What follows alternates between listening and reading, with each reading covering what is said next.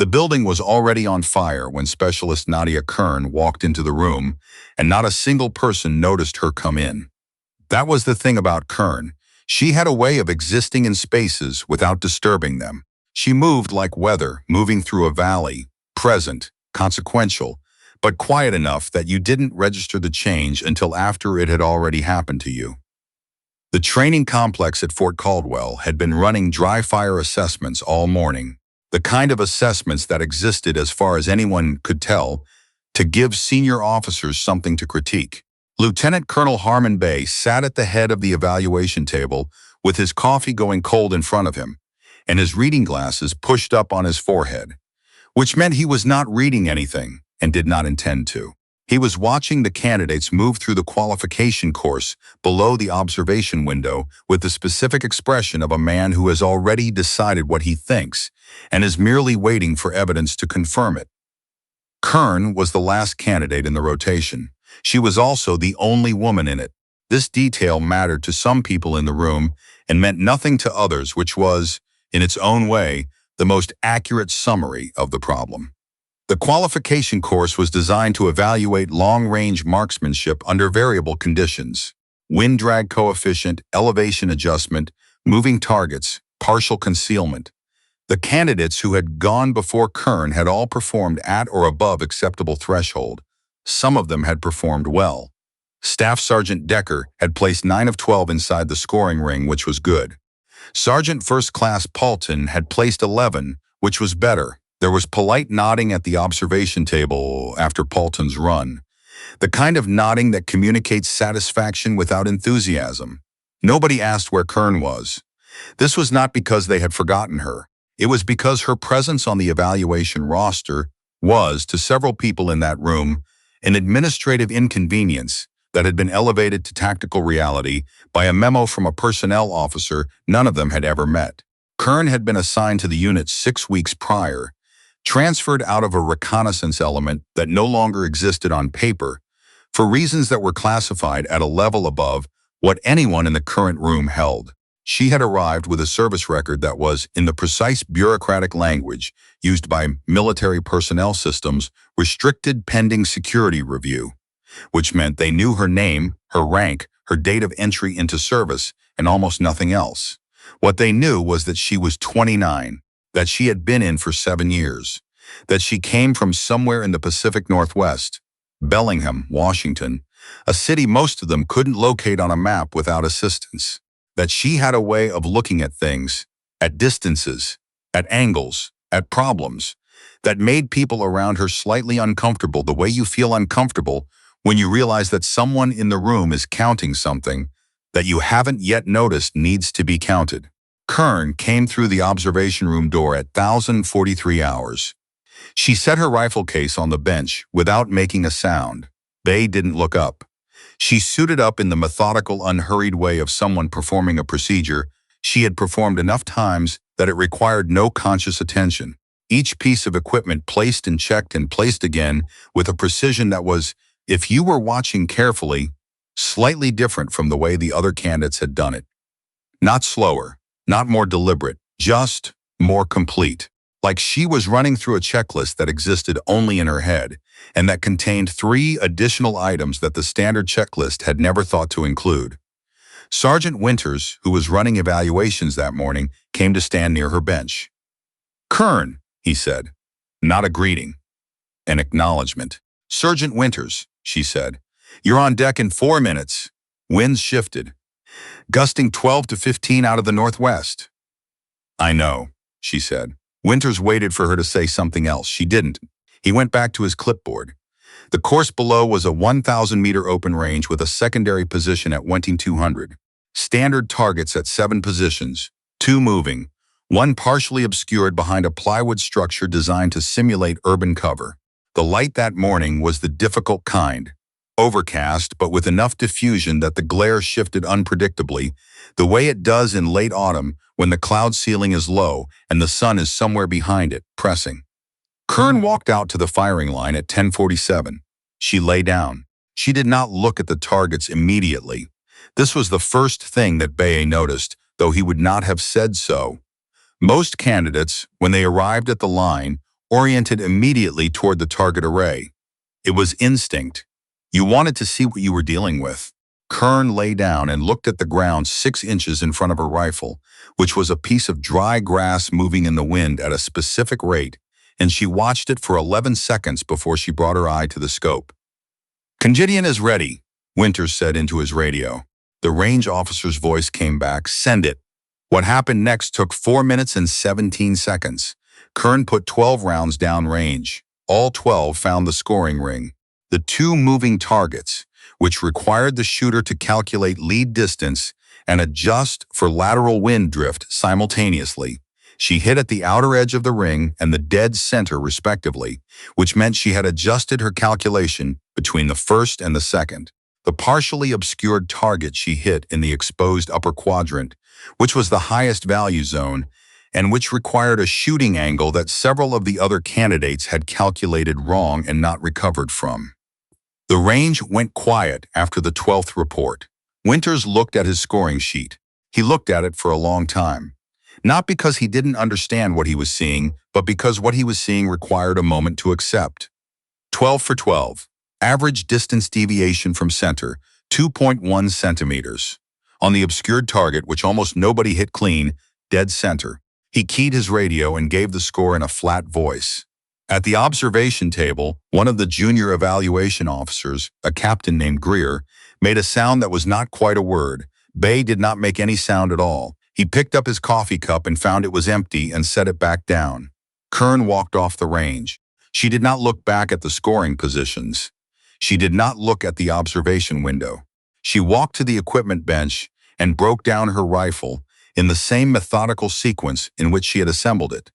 And when she was done, she sat down on the bench and drank water from a plastic bottle and watched the wind move through the grass along the fence line.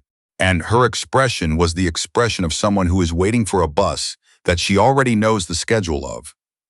This was the first time most of them had seen her shoot. It would not be the last time she surprised them. The situation that changed everything happened on a Thursday. It happened because of a map discrepancy, which led to a routing error, which led to a convoy being positioned 3 kilometers east of where the mission plan said it should be, at a time when 3 kilometers was the difference between covered terrain and open exposure, on a ridge that anyone with a basic understanding of ground-to-high angle geometry would have looked at and said, "Don't be there." The joint evaluation exercise had been running for 6 days. It was the kind of field operation that served multiple functions simultaneously. Training for the junior elements, assessment for the senior officers watching the training, and a general demonstration of interoperability between 3 different units that had been told to work together and had not yet fully negotiated what that meant in practice. The senior officer overseeing the exercise from the forward operating element was Major Gerald Faught. Faught was a competent officer in the specific way that means he was effective at the operations he had trained for and less comfortable with the ones he hadn't. He had 22 years in. He had 3 commendations. He had been through the standard leadership pipeline in exactly the order and at exactly the pace the pipeline expected, which meant he knew the doctrine well and trusted it, which was mostly a strength, and occasionally, in the specific circumstances that Thursday was about to produce, a liability.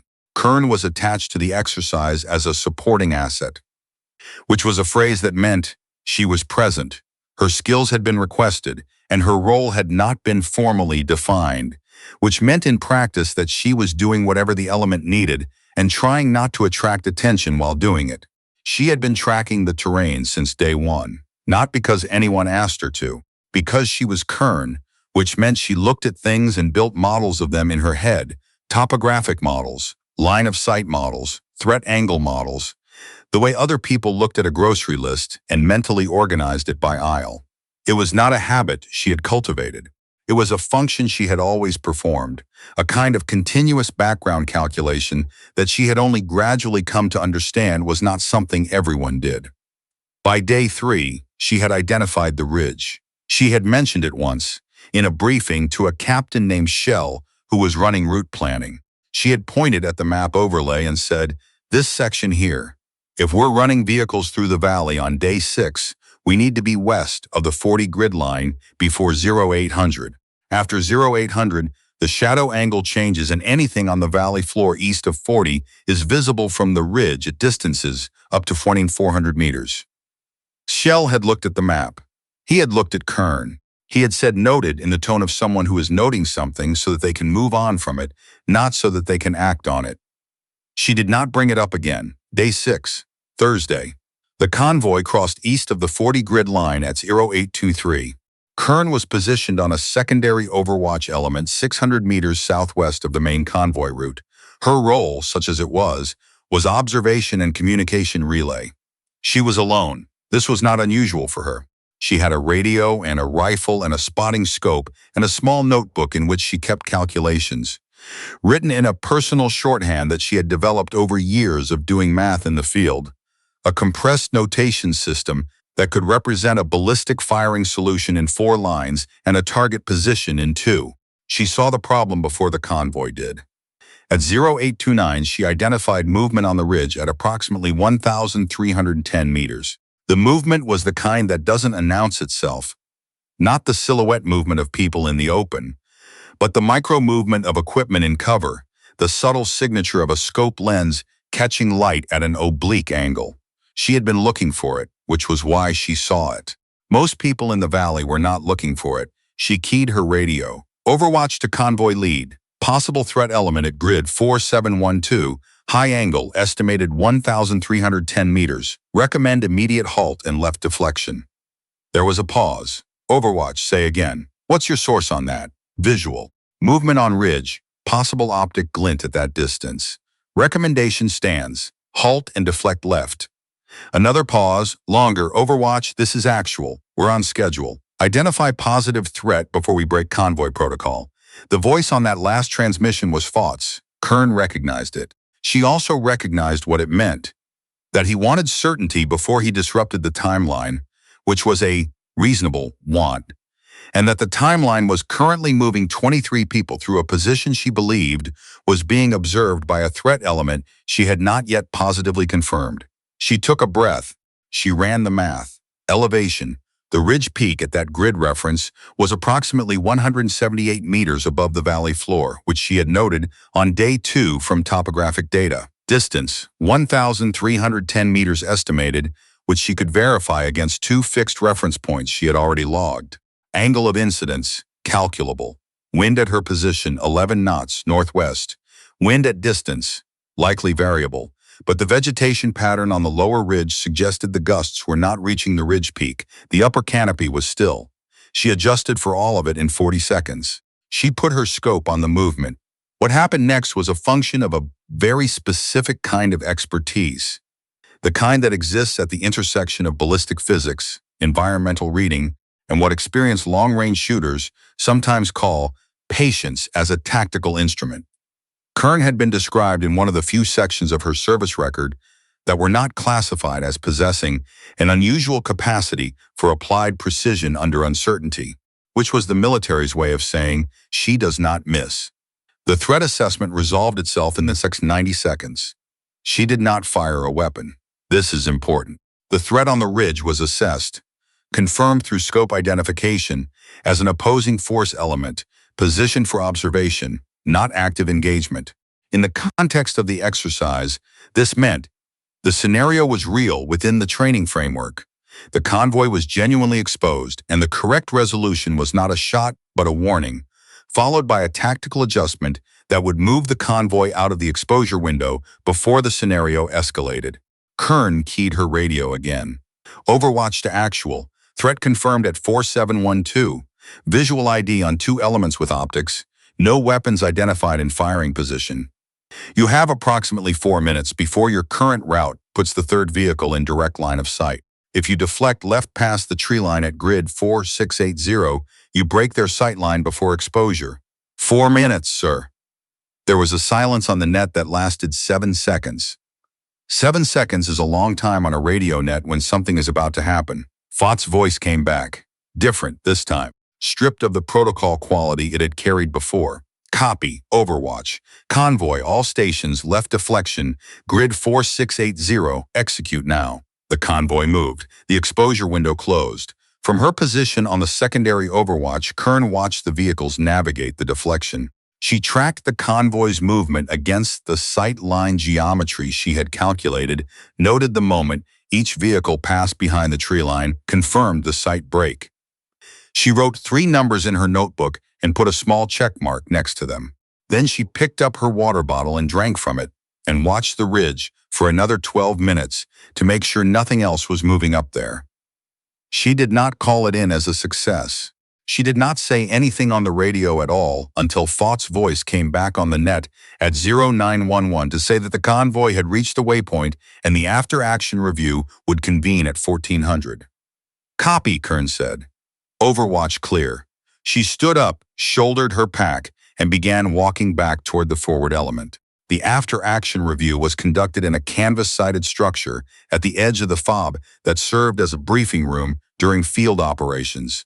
It had folding tables and folding chairs and a whiteboard that had been transported in a hard case for 3 days for this specific purpose. 17 people were present. Fought sat at the head of the table. Shell sat to his left. The other officers ranged around the table in a rough order that corresponded to their awareness of what had happened that morning. Kern sat near the door. She sat there because she had arrived last and the seat was available, which was the kind of practical reasoning that did not involve any calculation about symbolism or position. But the effect was that she was the last person anyone looked at when they looked around the table, which was also, as it turned out, not without consequence. Fought opened the review. He went through the morning's timeline in sequence. Departure, routing, the deviation from planned course, the point at which the convoy crossed east of the 40 grid line. He spoke carefully and without the tone of a man assigning blame, which Kern noted as a sign of something she respected, the ability to examine failure without requiring a sacrifice. Then he got to 0829. At 0829, Overwatch identified a potential threat element on the high ridge, grid 4712. Identification was called in, questioned, confirmed, and convoy deflection was executed. Exposure window was avoided with approximately 90 seconds of margin. He paused. "I want to talk about the identification process, specifically the 60 seconds between the first call and the confirmation." He looked at the table. "I want to be transparent about this. When the first call came in, my initial response was to request positive confirmation before breaking convoy protocol. That response was based on standard procedure, and it was wrong. By the time confirmation came in, we had 4 minutes of margin. If the identification had come in 90 seconds later, which it easily could have, we would have had less than 3. A different outcome was possible." No one said anything. The identification came from Specialist Kern. He looked at her, not with the expression of a man conferring credit in a ceremony, with the expression of someone who is trying to understand something and is looking at the source. "Kern, walk us through what you saw and how you calculated the deflection timeline." Kern looked up. She looked at Fought for a moment. Then she looked at the table. Then she picked up the pen that was lying in front of her and said, "Can I use the whiteboard?" Fought said, "Go ahead." She went to the whiteboard. What followed was 12 minutes that no one in the room had prepared for. She drew the terrain, not artistically. The drawing was spare, functional, the kind of sketch that is made for clarity and not for presentation. She marked the ridge elevation. She marked her overwatch position. She marked the convoy route and the 40 grid line and the point of crossing and the estimated position of the threat element. Then she wrote numbers next to each element, distances, angles, time margins. She explained the sightline geometry. She explained the wind reading. She explained the basis for her initial identification, the specific visual signature of a scope lens at 1,300 plus meters under overcast light, which was a detail that required understanding both optics physics and the particular way diffuse light behaves when it strikes a coated glass surface at an oblique angle. She explained the 4-minute estimate. She was not performing. This was perhaps the most striking thing about the 12 minutes. She was not performing. She was explaining a problem she had solved in the same flat, precise voice she would have used to read coordinates off a map. There was no drama in it, no awareness of the room. Just the math, laid out in sequence, as it had occurred to her in real time that morning on the ridge. When she finished, she capped the pen and set it on the whiteboard tray and went back to her chair. Shell, who had been looking at the whiteboard with the expression of someone doing arithmetic, said, "You calculated the sightline geometry without a rangefinder?" "I had the topographic data from day 2, Kern said, "and 2 fixed reference markers I'd already logged. You logged reference markers on day 2. I log reference markers at every position I occupy," Kern said. "It's habit." There was a silence. Fought said, "And you flagged the ridge on day 3. Kern didn't answer immediately. She looked at the whiteboard, where the numbers were still written. "I mentioned it in route planning," she said. "It didn't make it into the protocol." She said it without accusation, flat, factual, and without the particular inflection that would have made it feel like she was scoring a point. But the sentence landed in the room like something dropped from height. And everyone who heard it felt the weight of it, because they all knew what it meant. That the information had been available, that it had been offered, and that the morning's close call was not a matter of insufficient intelligence, but of insufficient attention. Shell's face did something complicated. Fought looked at the whiteboard for a long time. "Walk me through the notation in your field book," he said finally. "The firing solution you had ready at 0831, it wasn't a firing solution," Kern said. "It was a threat geometry calculation. I didn't have a sanction engagement profile, but you had the solution." "Yes." Another silence. "A different kind." "In case?" Fought said. "In case," Kern said. The room understood then the full architecture of what had happened that morning. Not just the identification, not just the warning, not just the deflection that got the convoy out of the exposure window. The full architecture, a specialist sitting alone on a secondary overwatch position who had been tracking the terrain for 6 days, who had calculated the threat geometry in 40 seconds, who had a firing solution ready and had not used it because the situation didn't require it yet, who had been waiting, with the patience of someone who had learned to treat waiting as a tactical instrument, for exactly the right moment to say exactly the right thing on the radio, and who had been doing all of this quietly, competently, without authorization to do most of it, from a seat near the door that she had chosen for no reason other than it was available. Major Fought did not say anything immediately. He looked at the whiteboard. He looked at Kern. He put his hands flat on the table in front of him, and he looked at them for a moment, which was the gesture of a man organizing what he was going to say before he said it. Then he said, "Sergeant Shell, make sure Specialist Kern's threat assessment from day 3 is entered into the official exercise record with the correct timestamp." Shell said, "Yes, sir." Fought said, "And update her evaluation rating for this exercise cycle." He looked at Kern. "You're not going back to administrative hold," he said. "I'm putting in a request to have your record reviewed and your assignment formalized.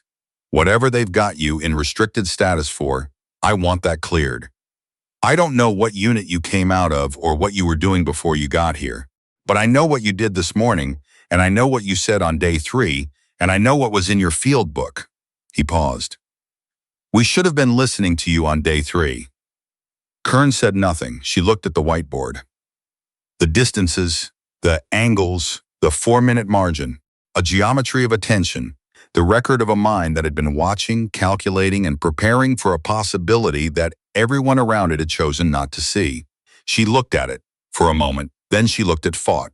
"Sir," she said, "same thing could happen anywhere along the eastern route. Same ridge geometry. If the unit runs that direction again, the crossing window is 0630 to 0745. After that, same problem." Fought picked up his pen. "Show me," he said. She went back to the whiteboard. She didn't talk about what had happened. Not that afternoon, not in the days that followed. Other people talked about it, the 12 minutes at the whiteboard, the numbers, the way Shell had looked when he realized the day 3 flag was already in her notebook in the same notation she'd used at the whiteboard, just compressed. But Kern didn't talk about it. She went back to her duties. She logged her reference markers. She watched the terrain. She did the math that she was always doing, the continuous background calculation that had been running since she was 17 years old and had first understood, looking through a borrowed rifle scope at a paper target 800 meters away. That distance was not the problem. Distance was the information. The problem was what you did with it. Her record was reviewed. The restriction was lifted. The unit she had come from, the reconnaissance element that no longer existed on paper, was documented in enough detail once the review cleared that people understood why it no longer existed on paper, and why Kern's service record had been the way it had been, and why she had shown up at Fort Caldwell with the kind of quiet that only comes from years of working in places where making noise is not an option. Fott wrote the evaluation himself. He didn't show it to Kern before he submitted it. He didn't ask her to review it or approve it. He wrote it and submitted it, and when the promotion board convened 3 months later, they read it, and they read the exercise record with the correct timestamp on the Day 3 flag. And they looked at the after-action numbers from Thursday morning, and they made a decision. The notification came on a Tuesday. Kern was at her range position when Sergeant Winters brought it out to her. He walked across the grass and stopped at the edge of the firing line and waited for her to finish her current string of fire. She put 5 rounds downrange in the careful, unhurried way she did everything, and then she came off the rifle and looked at him. He held out the envelope. She read it. She read it again. She folded it and put it in her chest pocket. "Congratulations, Sergeant Kern," Winters said. She looked at the targets downrange. All 5 rounds had gone exactly where she'd put them. "Thank you," she said. She walked off the range. She did not make a phone call. She did not tell anyone what had happened. She went back to her quarters and sat on her bunk for a while in the particular quiet of someone who has been working towards something for a long time and has now arrived at it and needs a moment to understand what that feels like. It didn't feel like she'd expected it to. It felt like another morning, another set of numbers in the notebook, another geometry to calculate. She picked up the notebook from the shelf above her bunk. She opened it to the page from Thursday. The numbers were still there, written in the shorthand she'd been using for years. The compressed notation that could represent everything that had happened in 4 minutes of a field operation. The sightline geometry, the wind reading, the 4-minute margin, the small check mark she'd put next to the 3 final numbers when the last vehicle cleared the tree line and the exposure window closed. She looked at the page for a long time. Then she turned to a blank page, and she began to work on the eastern route geometry, the second crossing window, the next problem that was already waiting to be solved.